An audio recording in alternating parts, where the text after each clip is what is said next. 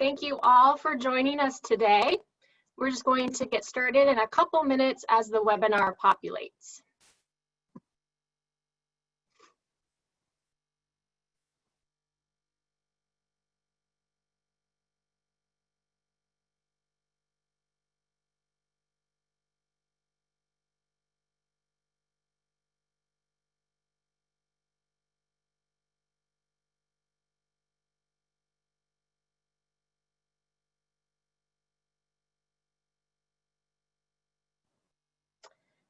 Thank you all for joining us today. We're going to just give the webinar a couple minutes to continue to populate, and then we'll get started.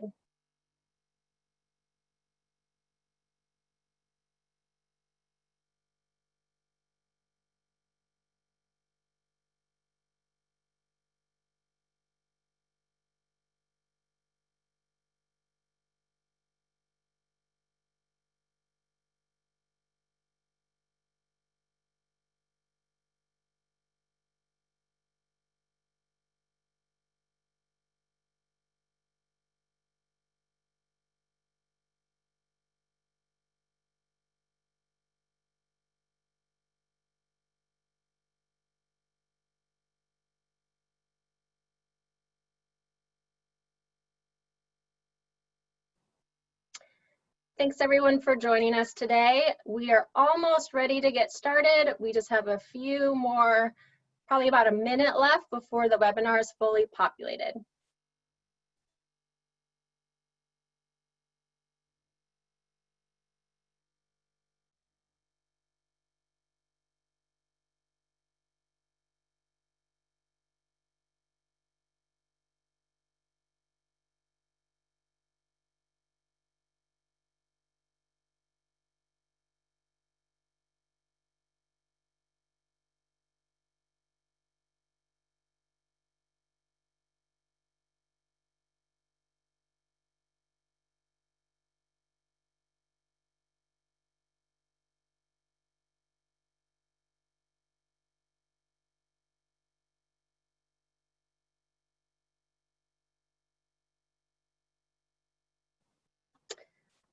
All right, we are going to go ahead and get started. There probably will be some people still joining us, but I want to respect everyone's time today. So thank you all for joining us for this important topic of where to start engaging with young people on race and racism. My name is Kathy Lee, and I will be your moderator today. I'm ADL's Assistant Education Director in San Diego and Arizona. A few logistics before we get started.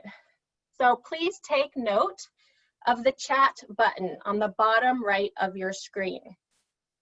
Please add your questions in this chat as we move through the webinar. I will be collecting all questions and we will have a Q&A at the end. If the chat function is not working for you, feel free to email me at, I'm adding it to the chat right now, clee@adl.org. This webinar is being recorded, and we will be sending out the recording in our follow-up email, along with resources that we will be talking about throughout this session today. Now, to get us started, I would like to invite the panelists to introduce themselves. Mark, will you please start us off? Sure thing. Thank you, Kathy. Hello, good afternoon, everyone. My name is Mark Blackshear, and I am a facilitator for the Anti-Defamation League. I've been a facilitator since 2014, so about 6 years now, facilitating in and out of schools, professional workplaces, and in the community. And I'm here today because this issue is near and dear to me and my heart and my community. And I definitely want to help you all engage with youth on race and racism.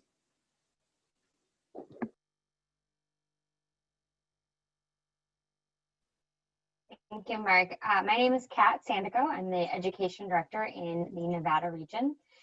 We are excited to be here today for a variety of reasons. This is important to me as this is also an issue that's near and dear to me. I really enjoy getting to work on these issues and bringing this kind of resource to families and parents wherever you may be. Thanks for joining us today.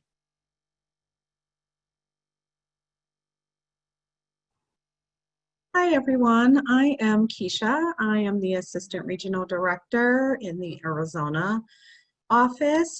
I've been with ADL for over 5 years now, and I am here today specifically as a Black woman with this. I agree with Mark's sentiments that this is something near and dear to my heart, but also through the work of ADL. I work as a leader in a community with an MLK committee here, and I chair the board of Arizona Autism Charter Schools, which is a charter school for kids on the autism spectrum, as well as lead a mentorship program. So all of what we're talking about is very instrumental to the work that we not only do every day on our jobs, but how we're interacting in a community with one another.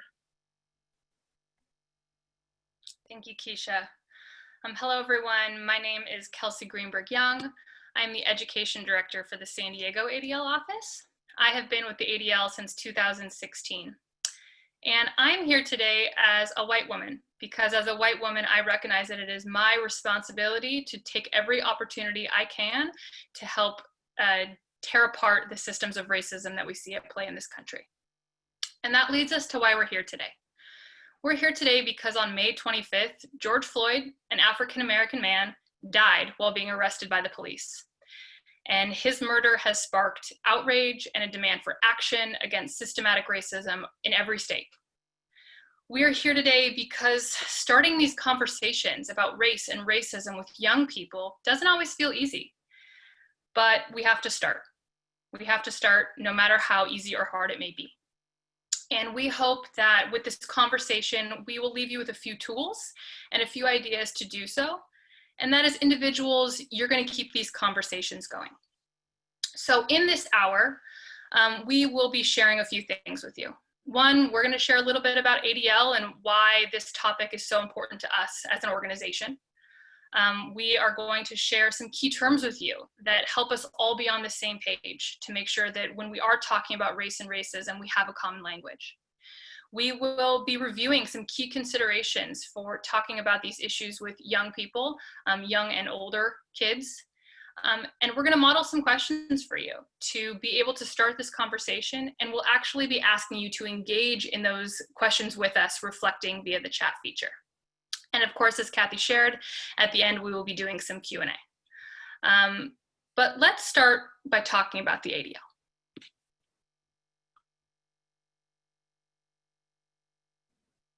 So ADL, we're a civil rights organization.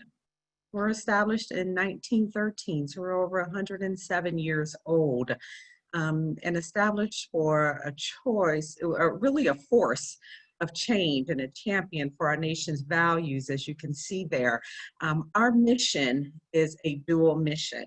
It is to stop the defamation of Jewish people, but it is also to secure justice and fair treatment to all. So that's an inclusive mission statement that we have.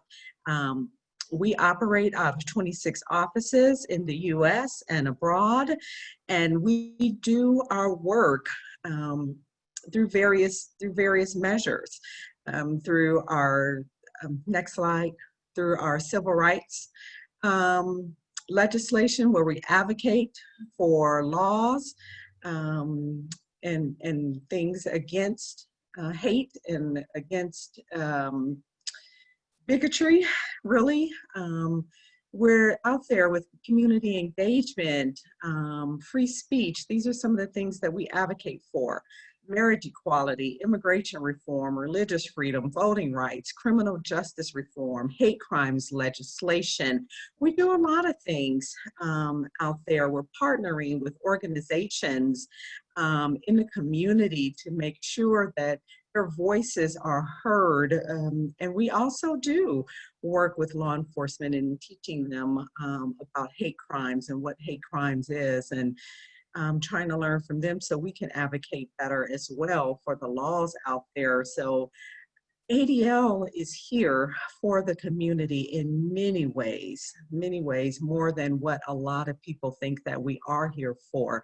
And it really is about that securing justice and fair treatment for all. anti-Semitism is racism. And of course, one of the main ways we do this is through our education. Our education work is targeted at students in K through 12 schools, educators, and parents, really aimed at helping folks think about identity and the language that we need to be using to examine our own bias, to examine and challenge bias in others, and to really take action. And of course, in order to do that work, we hold on to a few key beliefs in order to show that we can make this type of change.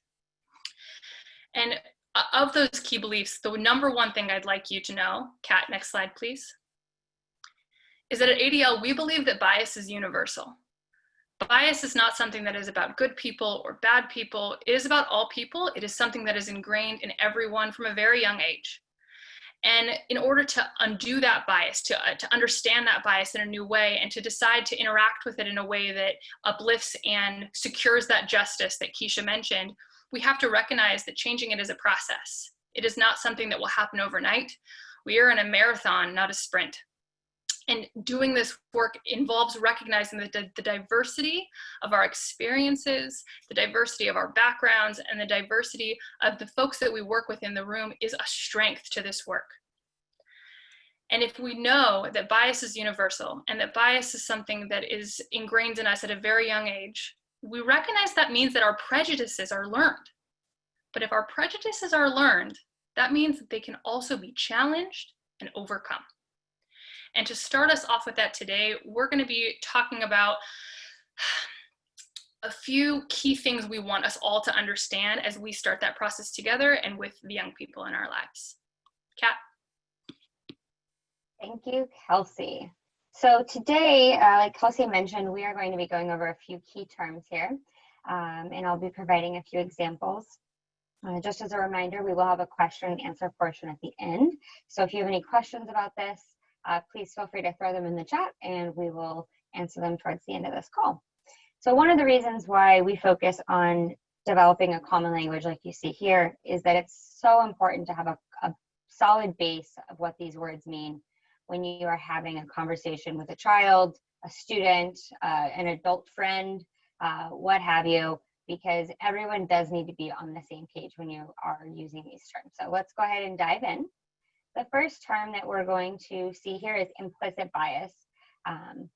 This is something that is unconscious. It's an attitude, a stereotype, or an unintentional action, positive or negative, towards members of a group, merely because of their membership in a group.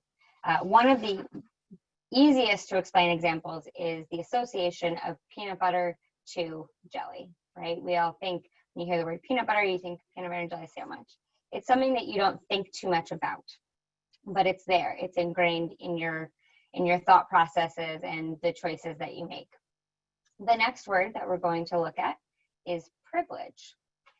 Privilege is something that is unearned and often unrecognized advantages, benefits, or rights conferred upon people based on their membership in a dominant group, i.e. white people, heterosexual people, men, people without disabilities, etc., beyond what is commonly experienced. One of the best examples of this in education is the large representation of white folks in books, movies, textbooks, and other educational materials over other groups of people. The next one is race. This refers to the categories into which society places individuals on the basis of physical characteristics such as skin color, hair type, facial form, and eye shape. Though many believe that race is determined by biology, it's now widely accepted that this is a classification system that was in fact created for social and political reasons. There are actually more genetic and biological differences within these groups defined by society than there are actual differences among these groups of people. Of course, these are some of the most easy examples to come up with. This is Caucasian, African American, Asian, Pacific Islander. You have lots of different race categories, but again, it is something that is created by society. The next term is racism, which is why we're all here today. We're here to learn how to have this conversation. Racism is the marginalization and or oppression of people of color based on socially constructed ideas of a racial hierarchy that privileges white people over others. The important thing to remember here is that racism can be exhibited by an individual, can be exhibited by a larger group, it can be exhibited by an institution, which leads us to our final definition, and that is structural racism. The definition of this is a combination of systems and factors that advantage white people over people of color and can cause widespread harm and disadvantages in access and opportunity. One person or even a group did not create structural racism. It's a product of the world that we live in today. An example of this is laws and policies that favor or benefit white people over other groups of people. Now, some of you might be looking at these definitions and hearing them and saying, I can't give these definitions to my 7-year-old. Well, we have an answer for that. ADL has a glossary of definitions for young people, specifically for young children, on our website at adl.org/education, where you can find that glossary of terms, examples, and additional information on how to continue this conversation after our session here today. Now, on top of developing a common language for these conversations on race and racism, there are other key considerations to keep in mind, and my friend Mark is going to be taking that. Yes, thank you, Kat. So we have lots of considerations for talking about race and racism with youth and young people on our website, so we highly recommend you go there and visit that. I'm just going to share a few that really I felt were very important to highlight to you all in the time that we have, okay? So I'm going to start with the first one. To set up a safe and respectful classroom environment or space to talk about these issues, right? And that's by creating a safe space with ground rules that promote inclusivity, respect, participation, so that no one's singled out or left out. And so that's one of the first things to begin with.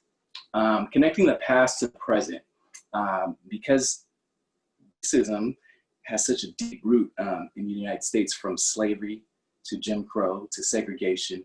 It's important to visit the past to understand what's going on in the present, right? So there's some conditions and things that are going on that some people don't believe is true or aren't connected to, and that's because they don't know the history or the past, or believe the history or the past. So it's important to revisit that with your students. The next one is to talk about structural racism and white privilege. We mentioned some of the terms and definitions of racism and white privilege as well, but it's really important to help students understand how some groups receive an unearned privilege and other groups don't, and therefore they're disadvantaged. And this kind of, I would say, this kind of privilege is most evident with marginalized people of color and law enforcement, education, voting, employment, and other systems. We see a lot of this structural racism playing out. So it's important to talk about those and what they see and what's evident. Encouraging empathy is a major one. And the way we encourage empathy through with a lot of our students is we show the real stories. We have real talks, we have real conversations. There's videos, there's interviews, there's narratives. There's so many ways to show that these situations may have impacted in order to build that feeling, in order to build that empathy inside and be sensitive to what's going on. And this allows students to express the full range of emotions as it's related to those feelings and those things that they're seeing, okay? The last one I want to talk about is inspiring hope and activism. This is important because once we do get onto these topics of racism, once we do look around and we see what's happening and going on, a lot of the kids that we work with, they feel the weight of that and they get down. And it's important to highlight the movements that have been successful, the things that the extraordinary triumphs that people have been able to accomplish. And so you want to really inspire hope at the end of your conversations, at the end of your discussions, once we do get there, because it can look really bleak.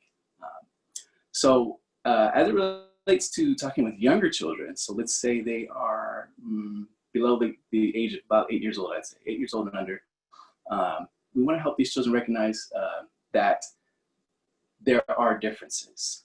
And so that's important, right? Children do recognize color. Children are not colorblind. I can remember being in elementary school and they say, hey, we're going to draw ourselves. So pick a color that matches you. And I would look through the crayon box and I'd like, oh yeah, this is it. And that's kind of evidence that kids are not colorblind. They do recognize differences, although they probably haven't experienced, some of them haven't experienced racism yet. It's important to highlight that there are differences. And what does that look like? You know, we don't just talk about things, but we display that as well. If you look around classrooms, you'll see the different cultures surrounding the room and things like that. That'll show that hey, there's children of other colors. There's cultures of that are represented in different ways, and these differences are all okay. And so that's what we really want to explain and break down to some of our younger children. And this can also be done through books, stories, videos, and again, this is to show them that no one culture is better, right? But that differences amongst cultures exist and differences are good. And so these are some of the important considerations we have. Again, check out our website. We have tons more and more detail for you all, free resources out there, adl.org. Thank you, Mark. So as we keep these considerations in mind, and we're going to go over some more as well, we actually want to recognize the fact that even starting these conversations feels daunting, and I know that. And so rather than leaving you with just the considerations, we would actually like to model what some options that you might choose to use. And rather than just posting those questions, this is a moment where we're going to be asking you to engage with us. We're going to ask you to sit and reflect on the question that I'm about to ask you. And then we're going to ask you to put your responses in maybe 2 or 3 words in the chat. And those answers are going to be shared out loud. Select answers, there's a lot of you on here today. Select answers are going to be read out loud to the group. So the more that you reflect and share, the more we can all get out of this process and see how these questions might be adapted for different ages and different groups and different audiences with the kids that we either work or live or love with, live with, or just love. So let's try our first question. So my first question for all of you, and again, is something that we can take and use with our kids, is what were your initial thoughts and feelings when you heard about what happened to George Floyd? At every age right now, kids know that something is going on. They've seen it in some way. So no matter how old they are, asking what are those thoughts and feelings is a way to start that. So I'd like you all to take about 15 seconds and think about what your thoughts and feelings were when you heard it, and then start typing those answers within just a couple words into the chat. Not again. Disbelief and outrage. Anger. Anger again, powerlessness. Sad and angry. Unfair. Police brutality. Not again. Unjust. Pain. Sadness. Outrage. Guilt. My initial thoughts and feelings were anger, frustration, and hopelessness. Oh no, not again. Sadness, then anger. Horror, not surprised. Really, again? This man is not resisting. Heartbreak, anger at the system. Dismay, sickened. Disgust, devastated, confused. I was upset, not again. Knocked the wind out of me. Thank Error. you. Oh, go ahead. There's lots more. Yeah, there's a lot more. Wow. So I heard a lot of themes in there. And I think that it's important for us as adults to also be processing out loud that we are not the only ones having these thoughts. So knowing that there are a whole lot of you on this conversation, I hope that it's okay that I recognize the theme. Kathy, if there was any other ones that jump out to you, please feel free to read them, but then maybe we try the second question. Okay, all right. So asking that question of how do you feel is an initial way to just start the conversation. But then you can move deeper. If you ask, a child in your life, well, a friend or a friend in your life, why do you think the movement to stop police violence against African Americans is called Black Lives Matter? What does Black Lives Matter? What does that word, what does that sentence, what does that phrase, what does that mean to you? And so I'm going to focus in on the what does that mean to you part and ask again for 15 seconds for you to reflect on why is it called Black Lives Matter? What does the words Black Lives Matter mean to you? And then Kathy will be reading some of those out loud.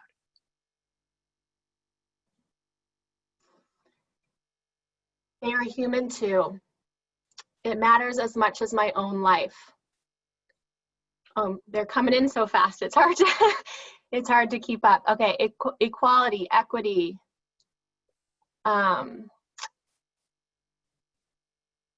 We haven't valued Black lives as a society.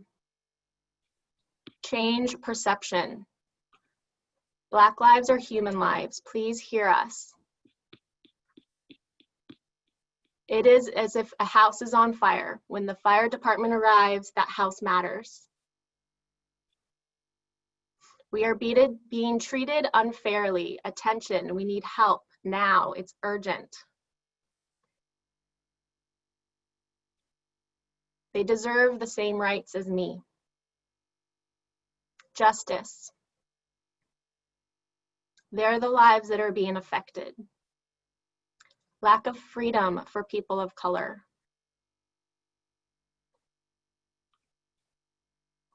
Justice. Thank you, Kathy. So I see all of these coming in as well, and thinking that finding that time to even ask that question, right? We don't all have to necessarily have the answer, but to ask that question allows that space and that processing to be had with kids. And as Mark pointed out, for the considerations for how to continue this conversation, one of the things we need to inspire is hope and activism. If we felt that we couldn't make a change in this world, then why would we keep doing this work? And so the next question I'm going to ask all of you is, what can we do to help? What actions might make a difference? What kind of ideas do you all have, and would you be able to model for kids that you work with or that you live with? So please take 15 seconds and, oh, they're already coming in. Take 15 seconds and share out, what can we do? Educate youth and families, educate ourselves and those we teach, change policies, vote, invest in education, accountability to those in power, protest, donate, have conversations, continue speaking up, elevate Black voices, call, write lawmakers, learn about systemic racism, stand together, call out bias, talk about privilege, keep speaking out, don't be silent, educate others, sign petitions, start challenging our own bias, educate yourself, understand my role, talk about it, listen, vote, vote, vote, be an ally, don't turn away.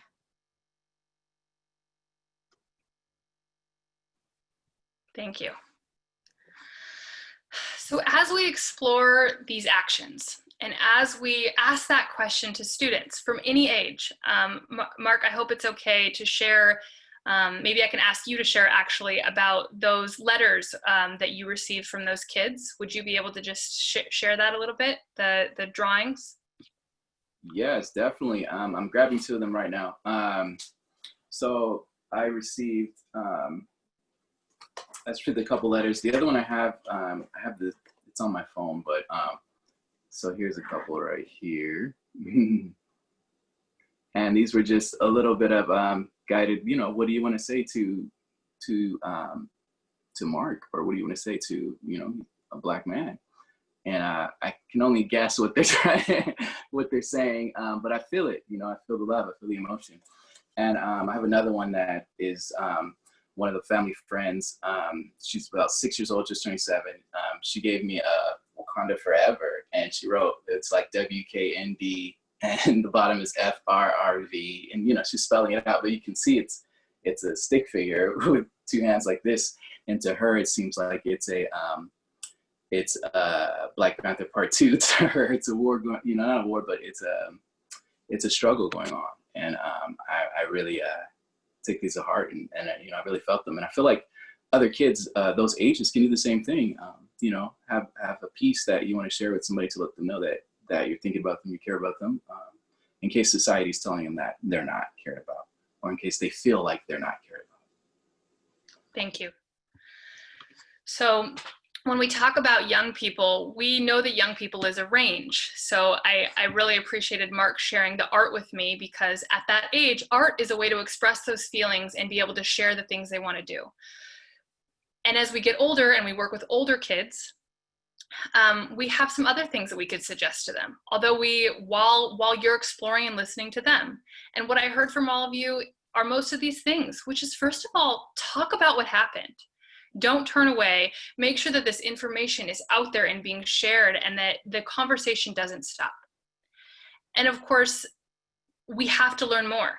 And at any age, we can be learning more. Kids as young as 5 years old can be talking about, like Mark shared, diversity and differences, and even fair treatment. A child can understand the concept of what is not fair. And as adults, I really appreciated hearing that we can learn about our own biases. And with older children, they can learn about their own biases too. And we can do that in a way that lets them feel empowered to take the next step. So whether it's writing a letter to your school community, sharing with a principal, sharing with a place of worship, writing letters in support to the community, drawing a picture, we can actually give them a place to share their thoughts and feelings and what they demand. Because I don't even want to say even, because student voices and because young voices matter, and they can be the rallying point for which this change can be made. And I really loved everybody saying vote, because we know that young people right now are out there demanding action, and a lot of those young people are about to be 18. They are out protesting, they are out using their voice on social media, and they're out there just talking with their friends. So inspiring and talking about activism that is age appropriate and ways that they can get involved is a way to inspire that hope and the next step, and to encourage that allyship from those kids. Now, I want to share a few other key considerations, because right now we're talking about race and racism, but we're also talking about a very specific incident of hate, a very specific incident that was traumatizing to see and to talk about. And although there's a lot of considerations, I just want to zoom in on a couple, which is, first, that it's okay for it to be hard for you too. It's okay to be emotional. But when you go into these conversations, make sure that you're preparing yourself, knowing that it's going to be hard. Hearing a young person share their frustration and their despair with this concept is hard. And it's okay to recognize that and show that empathy from you, but also make sure you're in the right headspace to do so. I also share to keep it simple with young kids. Ask them, what do you know about what happened? How do you feel? What questions do you have? You can take their questions seriously, and you can listen intently, and you can take their comments seriously, but don't feel that you need to be having these conversations in a way that's too complex for what age they're at. Keep it simple and straightforward and about the facts. And be ready to take a pause. When it says here, be alert for signs of distress, I'm sure many of us can relate to that. This week, we might have needed to take a step back. Specifically, our friends and colleagues of color, Black folks, have need to take a step back and pause, because this is hard right now, and be ready to come back to it. So you can look for that distress, take a break, and come back. And lastly, I want to share this idea of focusing on the helpers. Now, when we're talking about race and racism, we don't need to be when we say focus on the helpers, we mean look for the folks who are standing up against racism, the folks who are speaking out and demanding this change. Look for the folks who are out there also talking about it publicly. Look for those other kids that are out there demanding justice and fair treatment for all. And also encourage the helpers to be us. Encourage those kids to be taking action and finding ways to do it themselves. But I do like the quote from Mr. Rogers that says, when I was a boy and I would see scary things in the news, my mother would say, look for the helpers, you will always find people who are helping. And right now it is imperative for us to be those helpers as well. I leave you with this idea that we do not have to come to these conversations with all the answers. all we need to do is come with the right questions. And rather than needing to have it all right there, let's explore those solutions together with our kids as partners, as thought partners, and just hold that space for them to share too. And with that, we're gonna actually open it up for questions to you all, and Kathy's gonna help us do that and see what's left from what we've shared. Thank you. All right, thank you, Kelsey, Mark, Kat, and Keisha. That was wonderful. We have lots of questions coming in, so I'm hoping that we can get to the majority of them. Some of them have very similar themes to one another, so I'm going to try to link them up thematically and try to make sure that the spirit of your questions ring true. If we don't get to your question, again, feel free to email me and we can follow up with you later. And my email is clee@adl.org. But to get us started, all right. First question.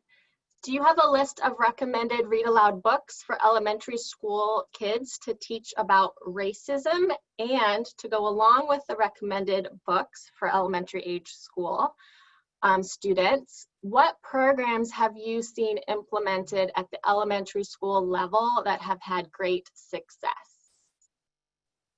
Who would like to answer that question? Kat? I will certainly take the first half of that question. We have a wonderful resource available on our website at adl.org called Books Matter. And it is a database of books on racism, social justice issues, diversity, inclusion, and a wide range of other topics that are invaluable to not just the home library, but they can be used easily in the classroom. There are lesson plans available on there as well that really make it easy to use these books. It's searchable, you can look it up by grade, and it actually goes all the way from preschool to 12th grade. So there's something in there for every member of your family or classroom. Great, thank you, Kat. And who would like to address some programs that they have seen successfully implemented at the elementary age? Kelsey? There are many great programs and many great resources out there, but one of our calls to action right now, especially in San Diego, is for all schools to join the No Place for Hate initiative. We hear that no place for hate and the concept of hate is a scary word maybe for young kids. And we look at it from a totally different perspective of the fact that no matter the age, we can be talking about the fact that hate in society exists, and that in our school and in our community, there is no place for that.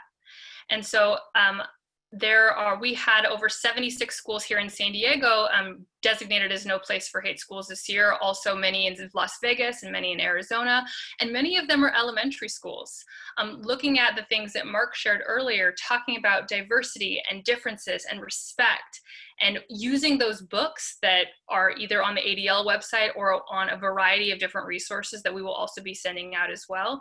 You can start having these conversations in a systematic way as early as preschool and kindergarten. So I would highly encourage anybody whose student is, their child is not at a no place for hate school to ask their administrators why not, and any of our administrators or teachers or counselors on the program to reach out to Kathy, Kat, or myself about how to become a no place for hate school and start implementing this work right now.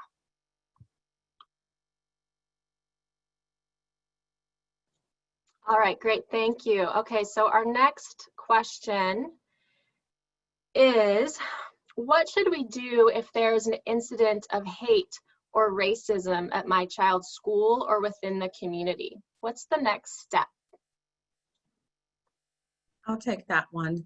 So the next step, if you know of an incident at your child's school, is to contact your local ADL office. If you visit adl.org online, there, right on our front page of our national site, is a link where you can click to fill out an incident, report an incident, and you can fill out that information. And when you do, it will go directly to the office, which services where your child's school is at.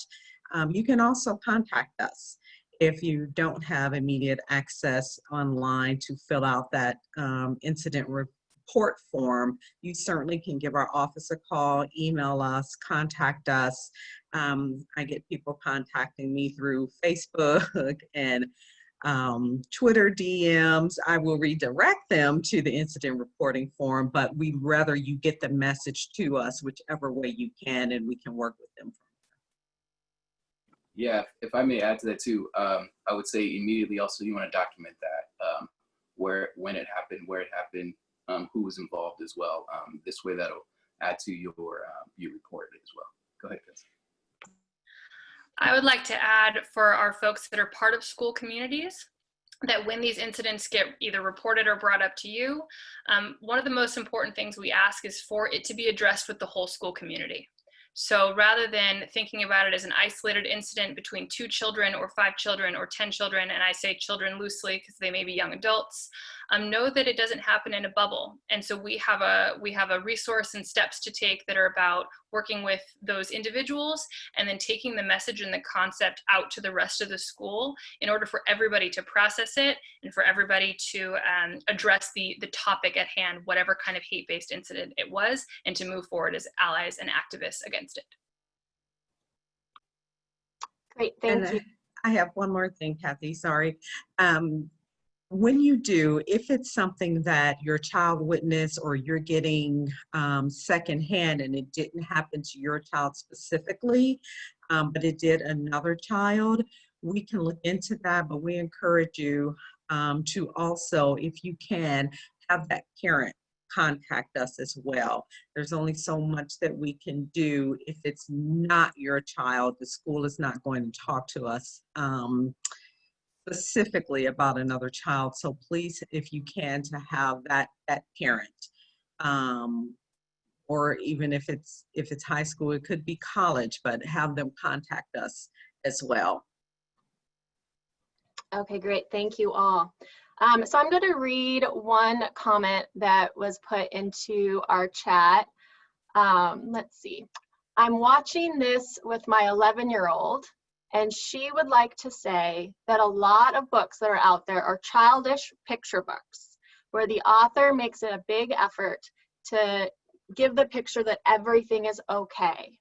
She says, my 11-year-old daughter, or I'm not sure if it's a daughter actually. Yeah, she says that it is okay for kids to know that everything is not okay. I think that that's important for us to hear. All right, so then we've been getting a lot of questions about I'm a counselor and school just ended last week, or I don't have direct access to my students right now. What can we as educators or as parents during the summer do to support students and young people and to help them take action? Anybody want to take that one on? Kat? I'd love to start off with just talking to your child and saying, how do you want to help? What's something that you want to take on as a project or an idea? Maybe it's a letter writing campaign, maybe it's drawing artwork, perhaps it's something else.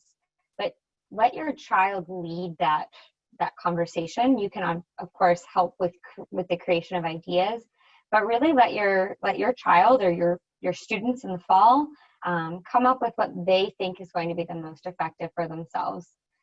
Kelsey, you want to add into that? I wanted to add that although school is ending right now, this issue is not going to be fixed overnight. We know that we are trying to dismantle hundreds of years of institutional racism, and although the murder of George Floyd may have been a spark and catalyst for change to be made, I hope he is not the only Black man that has been murdered. And so I would like to ask that folks plan ahead for the fall. Plan ahead for how topics of racism and bias and prejudice is going to be embedded in the school year all through next year too, because even if hopefully not this conversation, we don't have the opportunity to have this conversation right now, or perhaps it dies down when it shouldn't, it is our responsibility to keep this conversation going as soon as school begins again. Okay, thank you. So our next question is, any advice on how to talk about racism as a white teacher to a classroom of mostly Black students? Mark? Yes, that immediately reminded me of when I was 18, and I went into a Black Studies class for the first time. A lot of Black students there, and they began to play some of the history, some of the videos from early.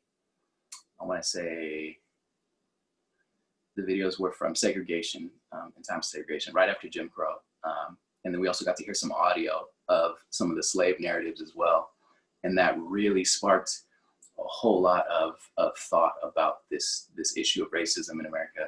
And then also they showed the counter, how Blacks responded to some of that in positive ways, and some of the negative ways also, just to know that there was a response to that, and people did speak up and speak out and say something, and things were changed after. So that, I thought that was powerful, and that was regardless of who was teaching the class. It was really all about the content, and I think if we can remove kind of ourselves and really deliver the message, that it'll be received and open and talked about. And again, that's the goal here, is for the message to be received, shared, received, and talked about. Go ahead, Kelsey. We have a resource that is specifically, talking with our mostly white classroom about race that will be sent around. But in terms of coming at it from the perspective as a white teacher, one of the things that I want to emphasize is the fact that racism was not created by people of color. It was created by white people. And so owning our part in that as white educators and talking about the fact that we are responsible for holding these conversations is okay to admit and is important to admit. If we ask ourselves, what are we doing? And if we're not the ones doing it, who should be doing it? Then it helps contextualize the fact that it is even more imperative and more important for white folks to be hosting these conversations right now.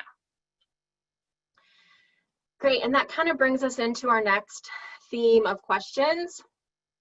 So we had one parent say that our principal told us we shouldn't talk to our kids about what's going on because it might scare them. So how do we approach conversations with administrators, parents, families, other people maybe in our neighborhood that don't have the same thought process, that their views aren't quite aligned with ours? How do we approach those conversations?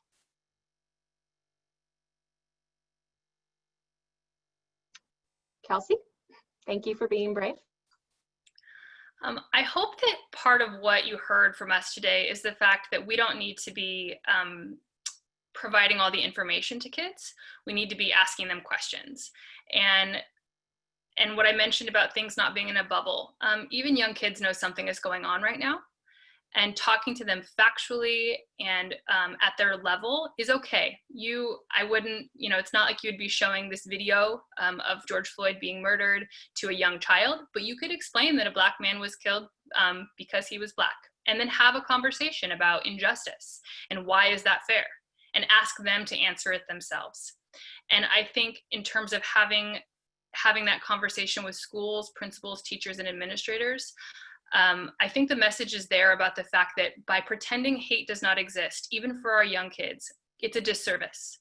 We have to recognize that hate and bias and prejudice are out there, and that kids are picking up on these things and learning about them even from their friends right now. And so to not give them the opportunity to understand it factually, simply, and in a safe way for them, and find ways to take action is not helping the situation, but rather perpetuating a system.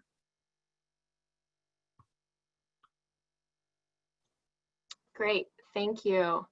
All right, so our next question. What are some ways that we can be allies?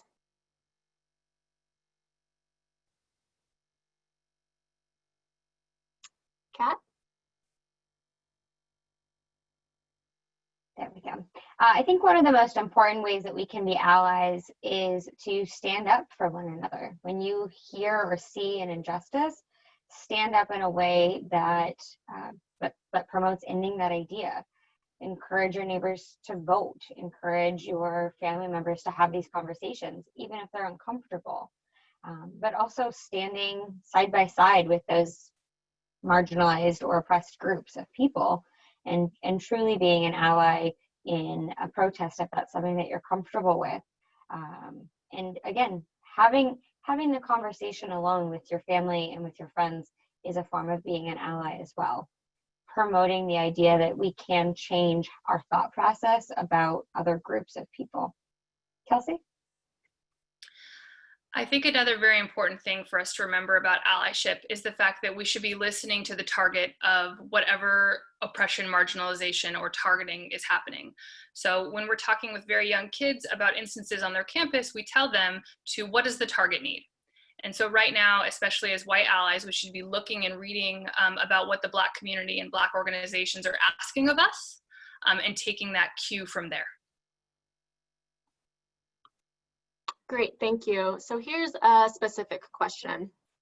One of my students, a non-Black POC, said, quote, "I want us all to forget about this and move on." How would you recommend responding to something like that?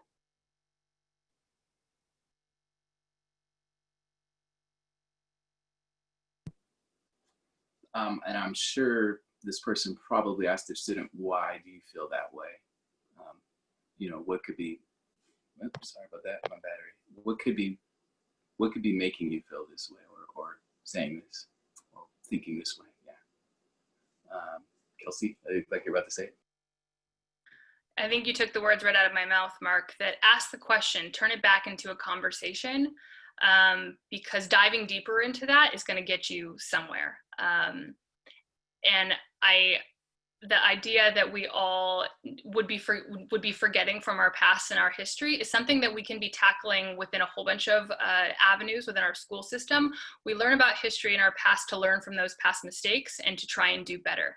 And so tying it, like Mark said, the past to the present, and what evaluating and looking at all of that means for our future could be a useful, especially for an older student, a useful tool. Set them to that task themselves in that conversation as you ask.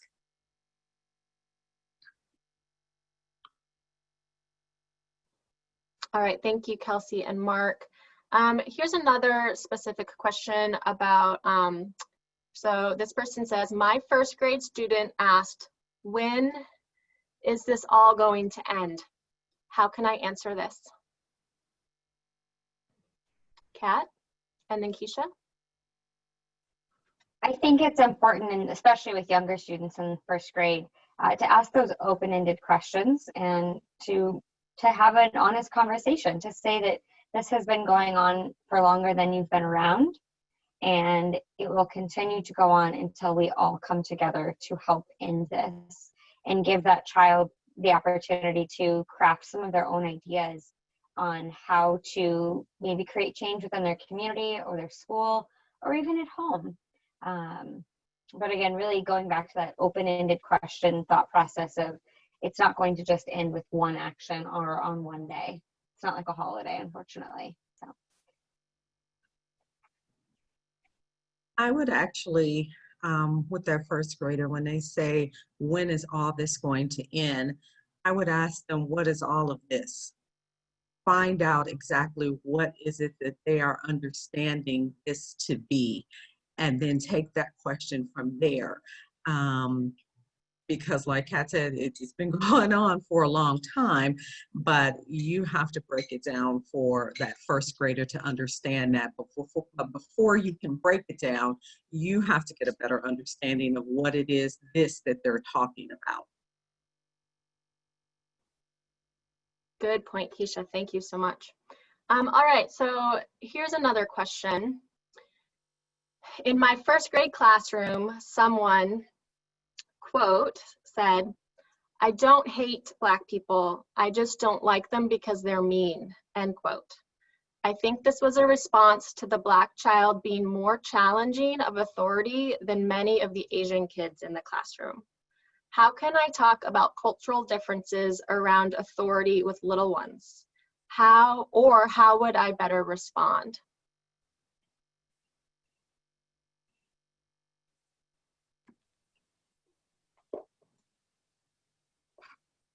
You're nodding at me, Kathy. Okay.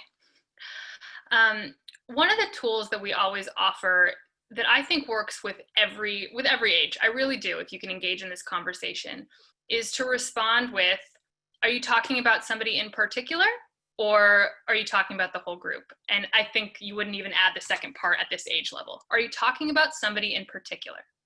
And being able to have that conversation and point out the fact that there are differences within groups, between groups, and that everybody does have their own individual personalities, and start leading them down the path to understanding the concept of stereotypes. That when one person does something or says something, they do not represent everybody in that same group. And as Kat shared earlier, we have definitions for the word stereotype for elementary students. You can help them dive through that conversation. And I don't think it necessarily also has to end there. So I think do you mean somebody in particular? And then moving on to diving into the concepts of stereotypes for all people would be the appropriate next step and deeper lesson that you could do with all students, not just that one. Great, thank you, Kelsey. All right, so we have time for one more question, and it's related to No Place for Hate. So somebody asked, how do we bring No Place for Hate to my school? Kat? That's such a wonderful question. No Place for Hate is a program that you can bring to your school by contacting your local ADL office. So whether you are tuning in from Las Vegas or San Diego area or the Arizona area, you can contact any office in the ADL realm and we will get you that information. Now, if you are a parent on this phone call and you would like to get your school involved, we'd be happy to send that information to you as well. And then you can pass that information along to your child's counselor, administration, or even their teacher. No Place for Hate is a framework program, and it does require your school to do a minimum of 3 activities a year that are school-wide, based around anti-bias programming, education, and really bringing the community together to create that change. And in just a moment here, I know Kelsey's going to be talking a bit more about the No Place for Hate framework. But the best place to start is by contacting your local ADL office.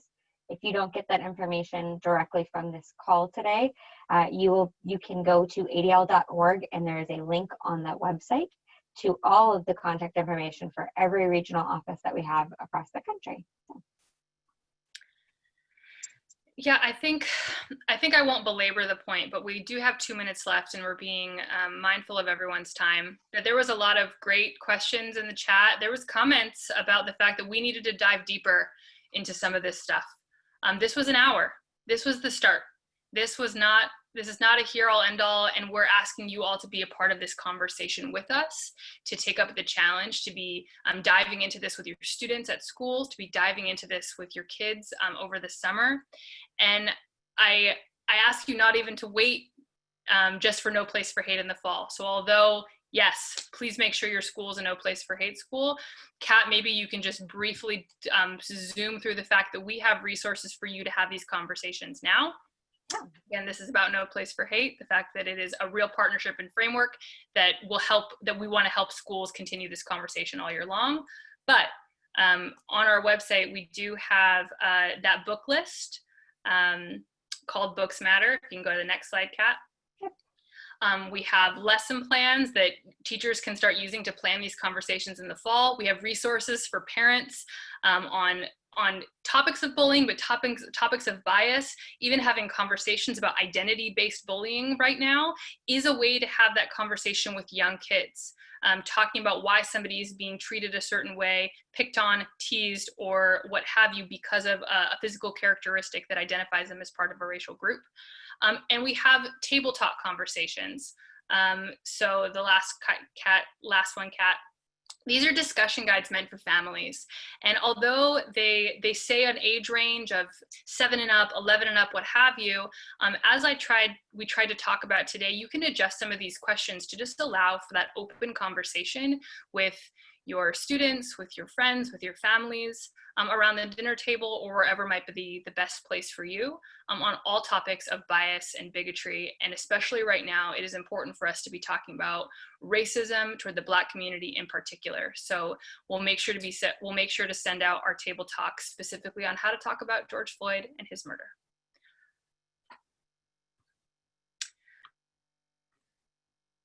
All right, thank you all for joining us, and please look to your inbox, hopefully Monday, with a recording of this webinar, and we'll try to answer some of the questions we didn't get to, as well as share resources. Have a nice weekend, everyone.